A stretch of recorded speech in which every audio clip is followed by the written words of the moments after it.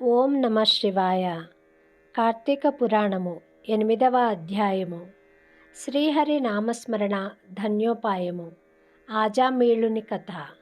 వశిష్ఠుడు చెప్పినదంతా విని, మహానుభావ, తమరు చెప్పిన ధర్మములన్నింటినీ శ్రద్ధగా వింటిని. అందు ధర్మము బహు సూక్ష్మమనియు పుణ్యము సులభంగా కలుగుననియు అది నదీ స్నానము, దీపదానము, ఫలదానము, అన్నదానము, వస్త్రదానము వలన కలుగుననియు చెప్పితిరి.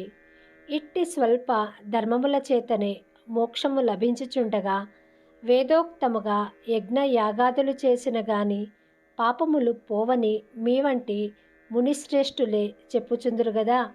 మరి తమరు ఇది సూక్ష్మములో మోక్షముగా కనబరిచినందుకు నాకు అమితాశ్చర్యము కలుగుచున్నది.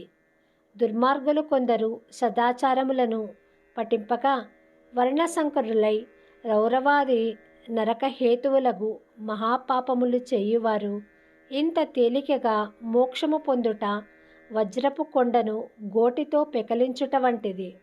కావున దీని మర్మమును విడమర్చి విపులీకరించ ప్రార్థించుచున్నాను అని కోరెను. అంతటా వశిష్ఠుల వారు చిరునవ్వు నవ్వి, జనక మహారాజా, నీవు వేసిన ప్రశ్న సహేతుకమైనదే. నేను వేదాంగములను కూడా పఠించి తిని, వానిలో కూడా సూక్ష్మ మార్గాలున్నవి. అవి ఏమనగా సాత్విక, రాజస, తామసములు అని ధర్మము 3 రకములు. సాత్వికమనగా దేశకాల పాత్రలు 3ను సమకూడిన సమయమును సత్వమును గుణము జనించి ఫలమంతయును పరమేశ్వర అర్పితము కావించి మనోవాక్కాయ కర్మలచే ఉనర్చిన ధర్మము. ఆ ధర్మమందు ఎంతటా అధిక్యత కలదు. సాత్విక ధర్మము సమస్త పాపములను నాశనమనర్చి పవిత్రులను చేసి దేవలోక భూలోక సుఖములు చేకూర్చును. ఉదాహరణముగా తామ్రవర్ణ నది సముద్రమున కలియు తావునందు స్వాతికర్తెలు ముత్యపు చిప్పలో వర్షపు బిందువు పడి దగదగా మెరిసి ముత్యమగు విధానముగా సాత్వికత వహించి సాత్విక ధర్మమాచరించుచు గంగా, యమున, గోదావరి, కృష్ణ నదుల పుష్కరాలు మొదలగు పుణ్యకాలముల యందు దేవాలయముల యందు వేదములు పఠించి సదాచారుడై కుటుంబీకుడైన బ్రాహ్మణునకు ఎంత స్వల్ప దానము చేసినను లేక ఆ నదీ తీరమందున్న దేవాలయంలో జప తపాదులు వనరించినను విశేష ఫలమును పొందగలరు. రాజస ధర్మమనగా ఫలాపేక్ష కలిగి శాస్త్రోక్త విధులను విడిచి చేసిన ధర్మము. ఆ ధర్మము పునర్జన్మ హేతువై కష్టసుఖాలు కలిగించునదగును. తామస ధర్మమనగా శాస్త్రోక్త విధులను విడిచి దేశకాల పాత్రలు సమకూడని సమయమున డాంబికాచరణార్థము చేయు ధర్మము. ఆ ధర్మము ఫలము నీయదు. దేశకాల పాత్రము సమకూడినప్పుడు తెలిసి గాని తెలియక గాని ఏ స్వల్ప ధర్మము చేసినను గొప్ప ఫలమునిచ్చును. అనగా పెద్ద కట్టెల గుట్ట చిన్న అగ్నికళముతో భస్మమగునట్లు శ్రీమన్నారాయణుని నామము తెలిసి గాని తెలియక గాని ఉచ్చరించిన వారి సకల పాపములు పోయి ముక్తి నొందుదురు. దానికొక ఇతిహాసము గలదు. ఆజామీళుని కథ. పూర్వకాలమందు కన్యాకుబ్జమను నగరమున 4 వేదములు చదివిన ఒక విప్రుడు కలడు. అతని పేరు సత్యవ్రతుడు. అతనికి సకల సద్గుణ రాశియగు హేమవతి అను భార్య కలదు. ఆ దంపతుల అన్యోన్య ప్రేమ కలిగి అపూర్వ దంపతులని పేరు బడసిరి. వారికి చాలా కాలమునకు లేక ఒక కుమారుడు జన్మించెను. వారా బాలుని అతి గారాభముగా పెంచుచు ఆజామీళుడని నామకరణము చేసిరి. ఆ బాలుడు దినదిన ప్రవర్తమానుడగుచు అతి గారాభము వలన పెద్దలను కూడా నిర్లక్ష్యముగా చూచుచు దుష్ట సావాసములు చేయుచు విద్య నభ్యసింపక బ్రాహ్మణ ధర్మములు పాటించక సంచరించుచుండెను. ఈ విధముగా కొంతకాలమునకు యవ్వనము రాగా కామాంధుడై మంచి చెడ్డలు మరిచి యజ్ఞోపవీతము త్రెంచి మద్యము సేవించుచు ఒక ఎరుకల జాతి స్త్రీని వలచి నిరంతరము ఆమెతోనే కామ క్రీడలలో తేలియాడుచు ఇంటికి రాకుండా తల్లిదండ్రులను మరిచి ఆమె ఇంటనే భుజించుచుండెను. అతి గారాభము ఎట్లు పరిణమించినదో వింటివా రాజా? తమ బిడ్డలపై ఎంత అనురాగమున్నను పైకి తెలియపరచక చిన్ననాటి నుంచి అదుపు ఆజ్ఞలతో ఉంచకపోయిన ఎడల ఈ విధంగానే జరుగును.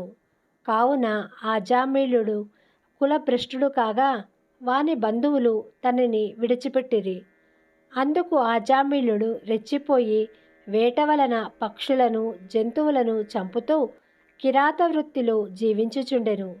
ఒక రోజున ఆ ఇద్దరు ప్రేమికులు అడవిలో వేటాడుతూ ఫలములు కోయిచుండగా ఆ స్త్రీ తేనెపట్టుకై చెట్టెక్కి తేనెపట్టు తీయబోగా కొమ్మ విరిగి క్రిందపడి చనిపోయెను.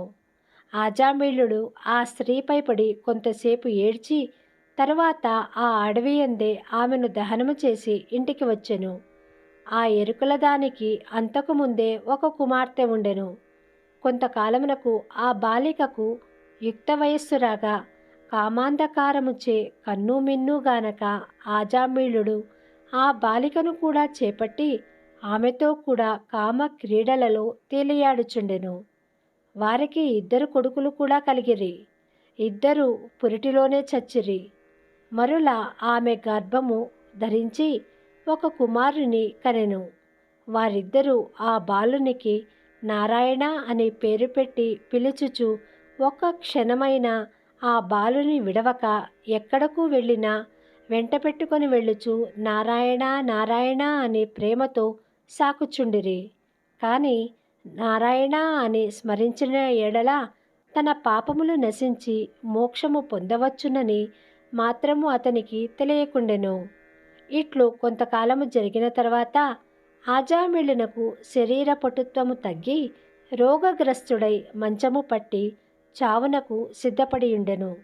ఒకనాడు భయంకరాకారములతో పాసాది ఆయుధములతో యమభటులు ప్రత్యక్షమైరి.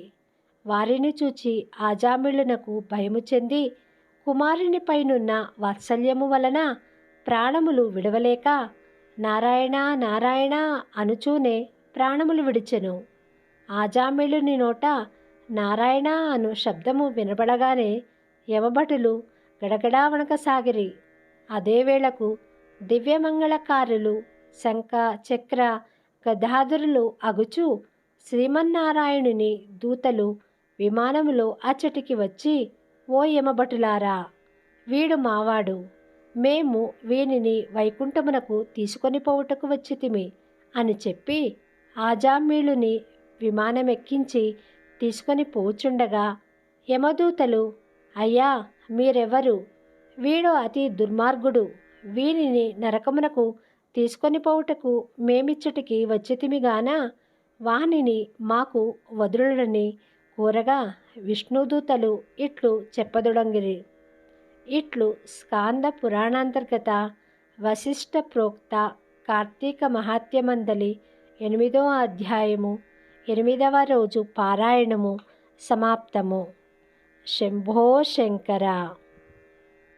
ఓం శాంతి శాంతి శాంతి.